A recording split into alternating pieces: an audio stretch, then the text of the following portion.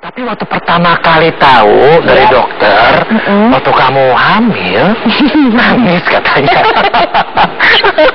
Iya, lebih ke bingung sih.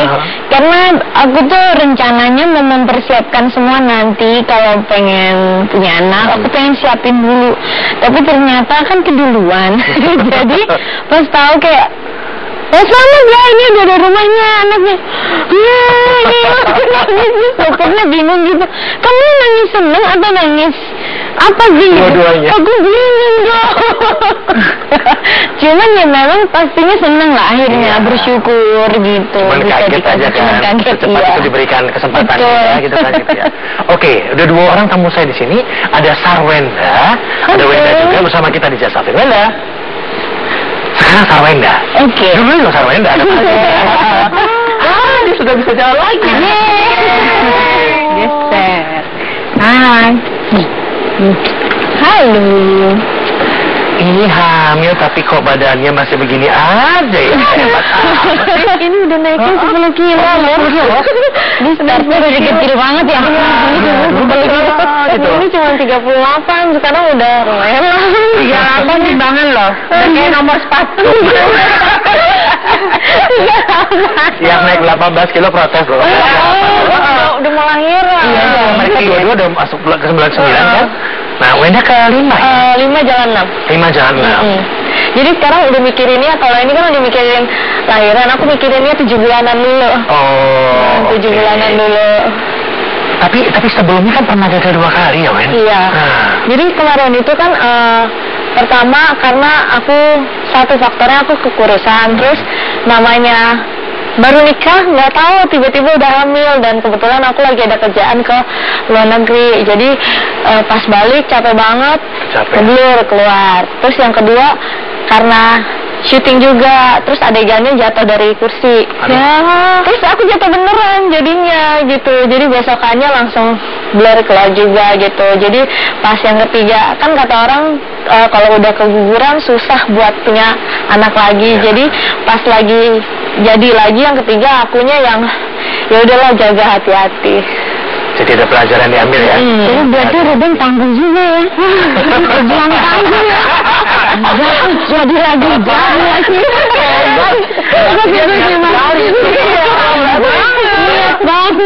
Orang tua soalnya udah pada mau cucu gitu. Cuma mintanya cucu doang, udah cucu gitu. Tapi kondisi hamil masing-masing wanita kan berbeda-beda. Beda-beda. Nah, kalau kita, Wenda sempat menggunakan kursi roda? Iya, ini baru pertama kali aku nggak pakai kursi roda. Emang aku ngeliatnya.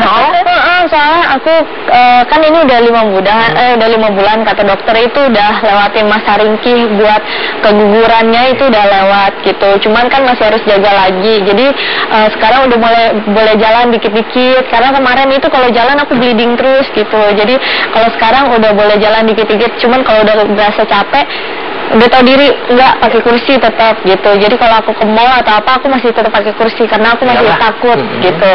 Kalau naik tangga aku masih takut, turun bisa pelan-pelan gitu. Oke, serem juga ya kalau jalan gitu. Kurang protein katanya apa? Awal pertama kurang protein kan, namanya nggak tahu kan. Jadi aku sehari tuh harus makan telur putih doang. Itu sekali makan 6. Sehari bisa 3 kali. Itu udah sampai ngeliat telur putih itu udah musuhan banget ya. Pokoknya bersih banget ngeliat telur putih. Soalnya kan enak kan, mau diapain aja udah keluarin gitu. Tapi jadi harus makan terus udah kayak gitu. Akhirnya proteinnya udah oke. Ternyata pembuluh darah aku besar. Jadi aku gampang bleeding. Sebetulnya malah bagus ya kalau darah besar untuk bagus buat bayinya, cuman buat ibunya jadi ringkih. Dan kalau kita kebanyakan bleeding nanti kan bisa terjadi pembukaan, dan kalau udah terjadi pembukaan itu dokter udah nggak bisa apa-apa, udah nggak bisa nutup, udah nggak bisa apa. Jadi ya udah, jadi harus kita yang hati-hati. Banyak polos-polos ya lah. Bisa nutup. Ya benar.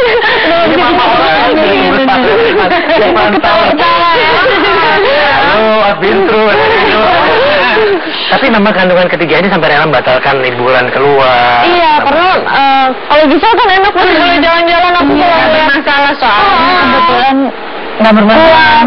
Terus aku ngeliat orang pada jalan-jalan boleh, kalau aku maksudnya kita jalan dikit aja bleeding, takutnya ntar kalau di pesawat tekanannya kayak gimana kan nggak tahu, jadi lebih baik jangan dulu. Tapi kan ngidam makanan sampai ke Singapura, saya mau masakan Singapura. Oh iya mau. Joan ngidamnya. Enggak, kebetulan masakan yang aku mau, aku kan kebetulan udah pernah sekolah di luar, jadi aku suka makanan Chinese gitu dan nggak ada di sini. Terakhir aku makan cuma adanya di Singapura dan untungnya papi aku tuh punya teman orang Chinese asli yang dia buka restoran, jadi mirip-mirip lah masakannya. Dia masakin walaupun ya semi lah. Masakan apa sih? Malas yang kuah, tapi aku nggak tahu bahasa Indonesia itu apa.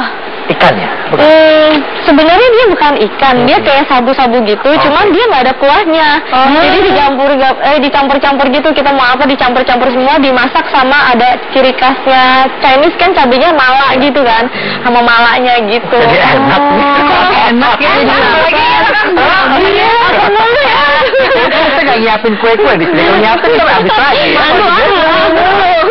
Tapi yang ngidam mah Ruben kan? Ruben ngidam, kemarin itu dia sempat ngidamnya pengen makan mangga, tapi pengennya maling, dia maling sendiri. Dia maling aja gitu.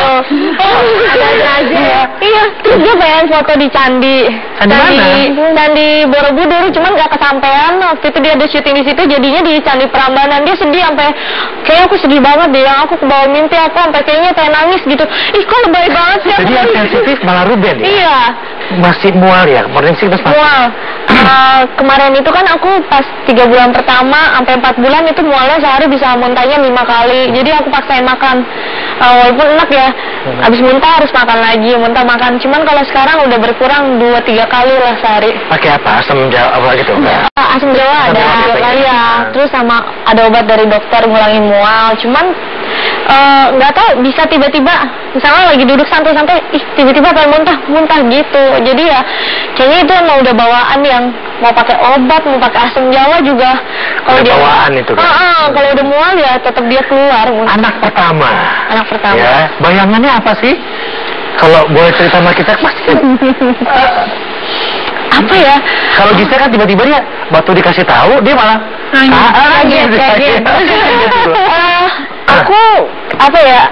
Anak pertama cuman kan udah kegagalan dua kali kemarin. Jadi pas tahu ketiga kali itu senang, sedih, cuman deg-degan banget karena gimana aku harus kayak gimana gitu, dan ditambah kemarin itu harus bed rest banget. Jadi aku sempat hampir sebulanan lebih atau 2 bulanan itu sempat ada berapa kali masuk rumah sakit gitu, dan mau ke toilet pun nggak boleh jalan, aku di kasur dipakai pispot kan malas ya, cuman ya mau nggak mau harus sampai kayak gitu, jadi harus di kasur aja nggak boleh turun, karena waktu itu aku pernah bandel cobain turun, kayaknya udah nggak bleeding gitu, udah berhenti, aku turun baru ke WC doang bleeding lagi.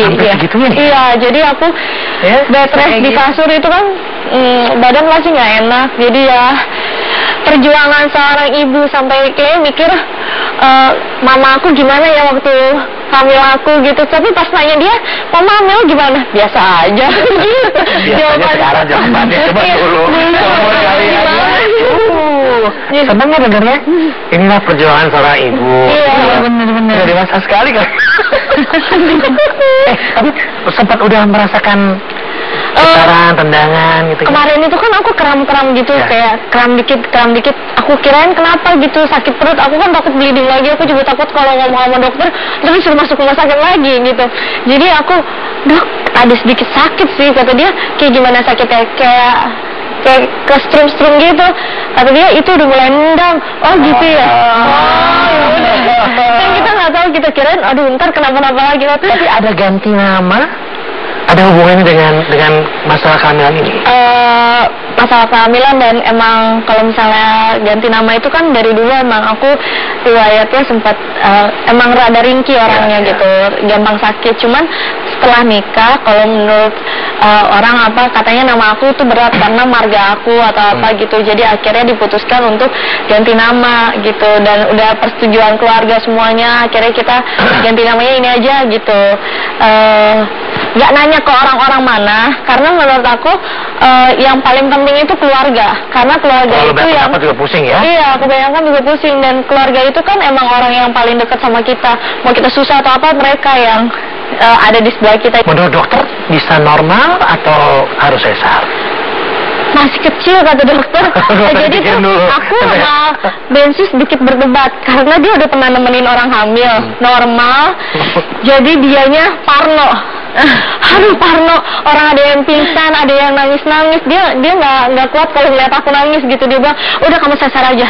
Terus akunya pengen normal karena menurut aku kamu justru pengen normal? Justru aku pengen normal karena menurut aku ya kayaknya normal.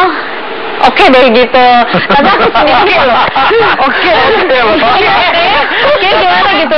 Maksudnya berasa jadi ibu kali ya gitu. Tapi kan kata dokter tergantung gimana letak bayinya nanti atau kayak gimana posisi panjang ya.